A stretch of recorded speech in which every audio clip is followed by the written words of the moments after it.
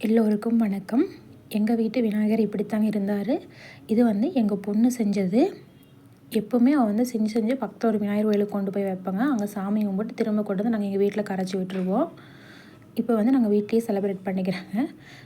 வெத்தலை அதில் ஒரு பணம் ஒரு 200 வச்சாச்சுங்க. அதுக்கப்புறம் வாழையில் வச்சு தண்ணி போட்டு ஸ்வீட்டுக்கு பதிலாக நாங்கள் வந்து கரும்பு சர்க்கரை வச்சுருக்குறோங்க. சாப்பாடு, பொரியல், சாம்பார், ரசம், மோர் குழம்பு, வெங்காய பஜ்ஜி, மிளகாய் பஜ்ஜி செஞ்சாச்சுங்க. இதெல்லாம் வச்சுட்டு இனிப்பு கொழுக்கட்டை, கார கொழுக்கட்டை, அதுக்கப்புறம் வாழைப்பழம், தேங்காயை வந்து உடச்சிட்டு அதில் இருக்கிற நார் எடுத்துகிட்டு தாங்க நம்ம சாமிக்கு படைக்கணும். அதுக்கப்புறம் சந்தன குச்சி காட்டிட்டு தண்ணி தொளிச்சு போட்டுட்டு தீபம் பற்ற வச்சுட்டு சாமி கும்பிட்டேங்க. நான் வந்து வெள்ளிக்கிழமைக்கு 3 நாள், அதனால் நான் எங்கேயும் கொண்டு போய் கரைக்கலைங்க.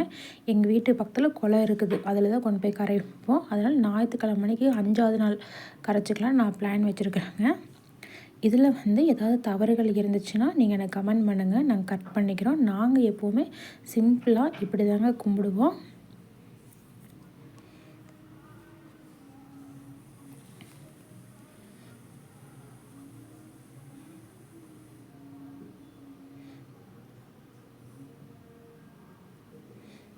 தேங்காயெல்லாம் வந்து நானே உடச்சிருவேங்க.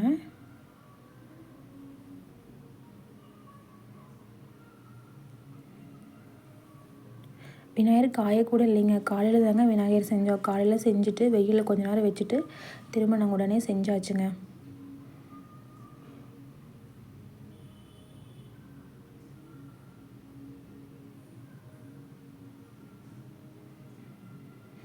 ஒரு டைம் தாங்க நான் தண்ணி சுற்றி போட்டிருக்கேன்.